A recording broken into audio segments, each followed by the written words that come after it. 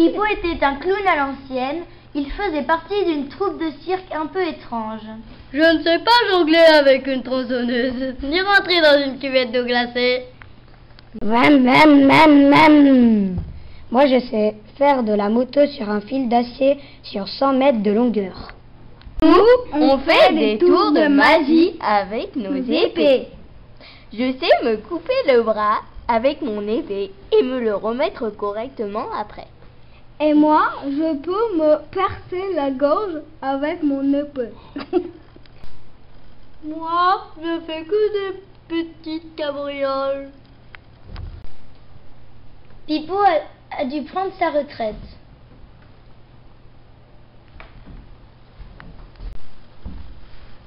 Pipo était nostalgique. Je ne reverrai plus les enfants rire. Il n'y aura plus d'applaudissements après mon spectacle.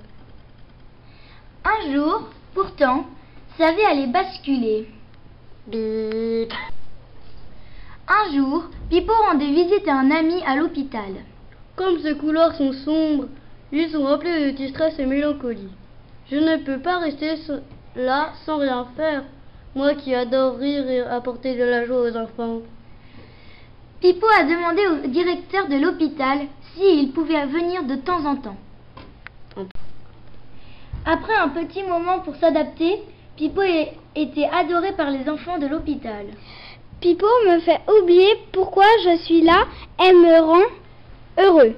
Pipo m'aide à guérir plus vite. Il me fait beaucoup rire.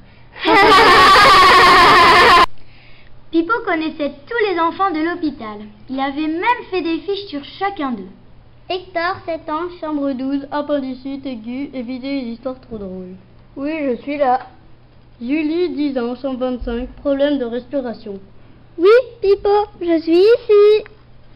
C'était comme ça pour tous les enfants. Pipo les connaissait par cœur. Tous les enfants l'adoraient, sauf l'un d'entre eux, qui s'appelait Doug. Cet enfant ne voulait pas de Pipo. Pipo me fait pas rire avec ses blagues. Ses tours de magie, ses déguisements. Doug, 5 ans, chambre 18, leucémie. Redoubler d'efforts pour un sourire. Pipo ne voulait pas abandonner Doug. Je vais essayer les marionnettes et les clarinettes.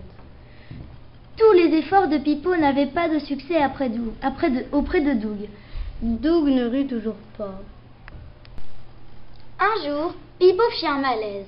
On ne savait pas d'où est venu le problème, mais Pipo était tombé à la renverse en plein champ devant les enfants.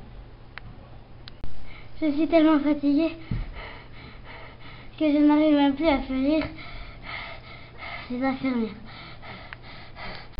Au fil des jours, Pipo se rétablit. Il put avoir des visites. Pipo, c'est nous, tes copains. Tu nous as manqué. C'est à leur tour que les enfants font les clowns. Je fais le singe diabétique. Ouh, ah, ah, ah. Les lions asthmatiques.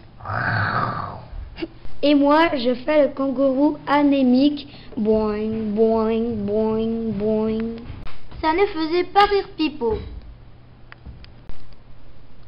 Pipo était triste et soudain, la porte s'ouvre.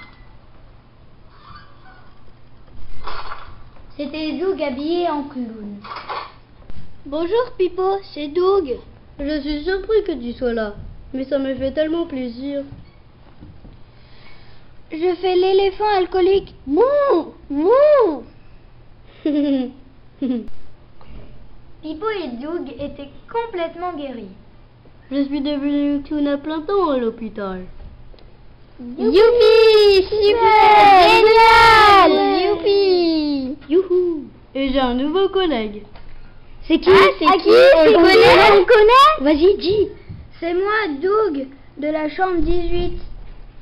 Doug et Pipo étaient tellement applaudis et aimés qu'ils ont poursuivi leur spectacle de clown dans les maisons de retraite.